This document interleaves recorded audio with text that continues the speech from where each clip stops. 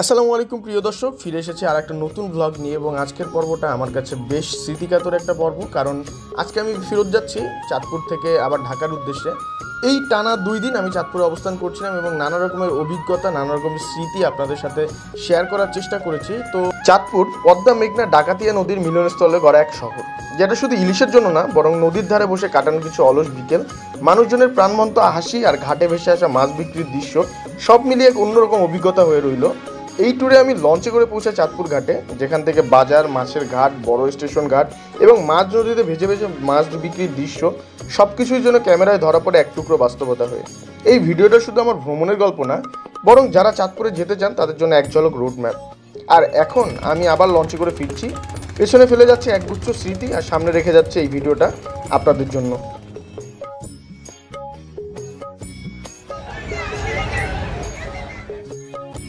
টানা 2 দিনের ভ্রমণ ক্লান্তি নিয়ে আজকে চাঁদপুর যে লঞ্চ টার্মিনাল রয়েছে, এখান থেকে ঢাকার উদ্দেশ্যে রওনা দিয়েছি।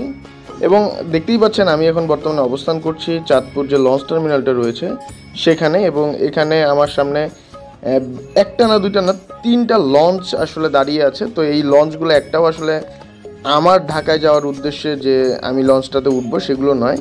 আমার লঞ্চটা এখনো আসেনি, সেটা মূলত আসবে ভোলা, বরিশালের ওই সাইড থেকে। সো প্রিয় দর্শক, বলতে না বলতেই আমার লঞ্চও এসে গেছে এবং আমি সেই লঞ্চে উঠে গেছি। কিন্তু লঞ্চে ওঠার সময় এত তাড়াহুড়া করেছিলাম যে সেখানে আসলে ফুটেজ নেওয়া সম্ভব হয়নি।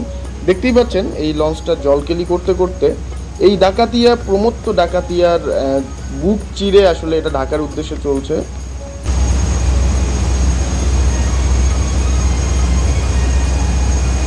ডাকাতিয়া নদীর বুক চিরে যখন লঞ্চটি সামনে এগিয়ে যাচ্ছে, তার পিছনেই ঠিক এমন একটা পরিবেশ তৈরি হচ্ছে। এবং দেখতেই পাচ্ছেন, মনে হচ্ছে এই নদীর পানি মনে হয় ফুটন্ত পানির মতো ফুটছে।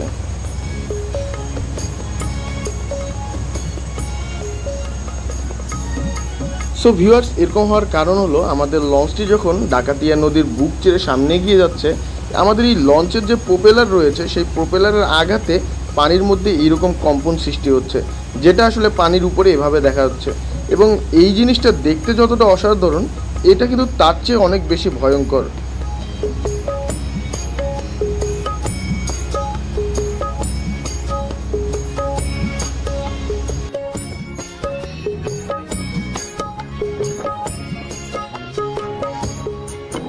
ঢাকা থেকে চাঁদপুর আসার সময় আসলে এই দৃশ্যগুলো অবলোকন করতে পারিনি, কারণ তখন আমরা রাতের বেলায় এসেছিলাম, আমরা রাতে সেভাবে কিছুই দেখতে পারিনি।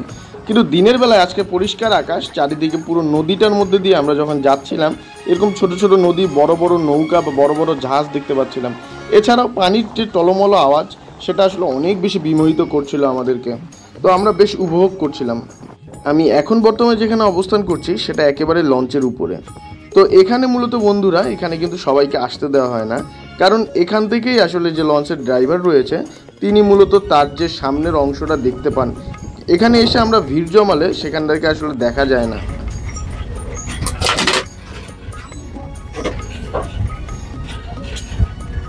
বিশেষ পারমিশন নিয়ে লঞ্চের এই ড্রাইভিং রুমে প্রবেশ করলাম। এখানেও কিন্তু প্রিয় দর্শক, সবাইকে প্রবেশাধিকার করতে দেওয়া হয় না। লঞ্চের এই ড্রাইভিং রুম খুবই স্পর্শকাতর একটা জায়গা, যেখানে ছবি তোলা তো দূরের কথা, এখানে কথা বলাও আসলে খুব একটা ঠিক না।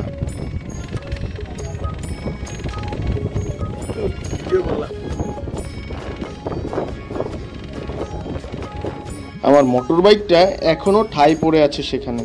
এবারে চাঁদপুরে আমার বেশ ভালো একটা উপকারে এসেছে।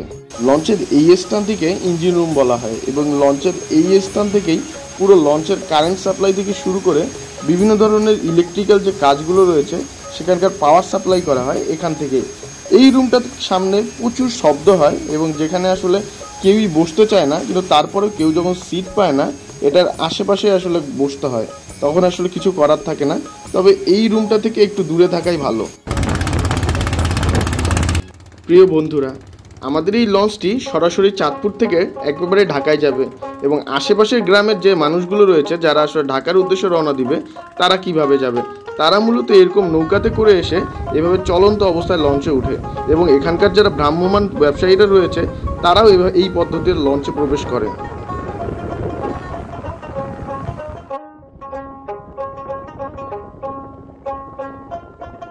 প্রিয় বন্ধুরা, এখন যে ট্রলারটি দেখতে পাচ্ছেন এগুলো মূলত কার্গো ট্রলার। এগুলোতে বিভিন্ন ধরনের মালামাল, বালু থেকে শুরু করে বিভিন্ন ধরনের জিনিসপত্র এগুলোকে আনা নেওয়া করা হয়। এগুলোতে মূলত মানুষ পরিবহন করা হয় না। এবং এখন যে জায়গাটা দেখতে পাচ্ছেন, আমরা এখন চলে এসেছি অলরেডি পদ্মা নদীতে, এবং পদ্মা নদীর পাশেই গড়ে উঠেছে একটা বড় চর। এবং আর কিছুদিনের মধ্যেই এই চরগুলোতে মানুষ এসে বসবাস করা শুরু করবে, কিংবা এখানে গরু ছাগল এনে লালন পালন করা শুরু করবে। সদ্য জেগে ওঠা চর এখনো মানুষের দখলে যেতে পারেনি।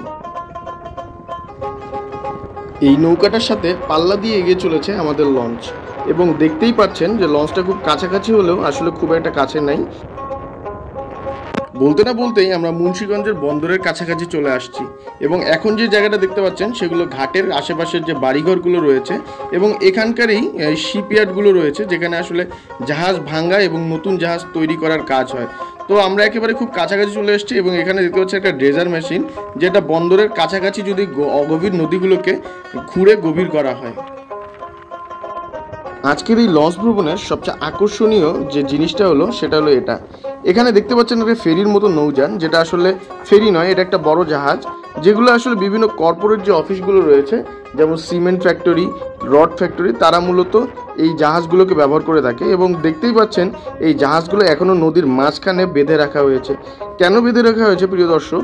এই লঞ্চগুলো অনেক বড় হওয়ায় এবং হঠাৎ করে নদীতে যদি ঝড় আসে তখন আসলে এগুলোকে সামাল দেওয়া খুব কষ্ট হয়ে পড়বে।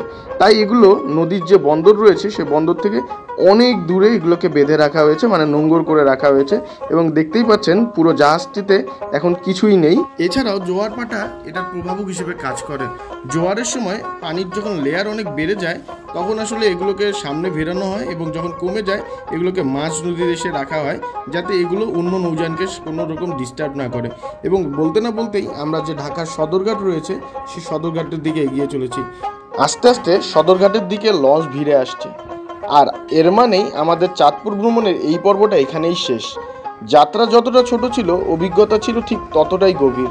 নদীর বাতাস, মাছের ঘাটের গন্ধ আর চাঁদপুরের সরল মানুষগুলোর আন্তরিকতা সব কিছু যেন মনের ভিতর গেঁথে রইল। এই ভ্রমণ শুধু একটা জায়গা দেখা না, বরং একটা মুহূর্তকে অনুভব করার চেষ্টা।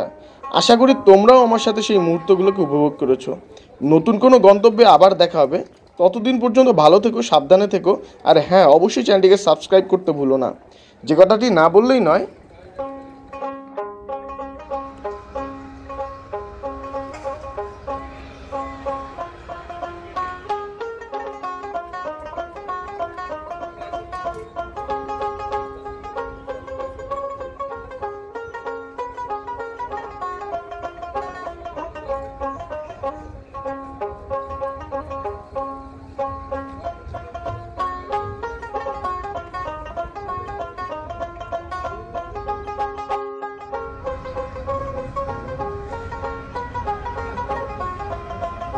বলতে হয় আমার এখানেই যাত্রাটা শেষ হচ্ছে। এই চাঁদপুর থেকে ঢাকার যাত্রাটা একটা অসাধারণ একটা আমার ভ্রমণ যাত্রা ছিল, যেটা আসলে আমি সারা জীবন মনে রাখবো। এবং সবাইকে শুভকামনা এবং ভালোবাসা জানিয়ে আজকের মতো ভিডিওটা এখানেই শেষ করছি। আশা করি ভিডিওটা ভালো লেগেছে, এবং ভালো লেগে থাকলে চ্যানেলটিকে সাবস্ক্রাইব করবেন, ফেসবুক পেজটিকে ফলো করবেন, এবং যে কোনো ভুলভ্রান্তি ক্ষমার দৃষ্টিতে দেখবেন।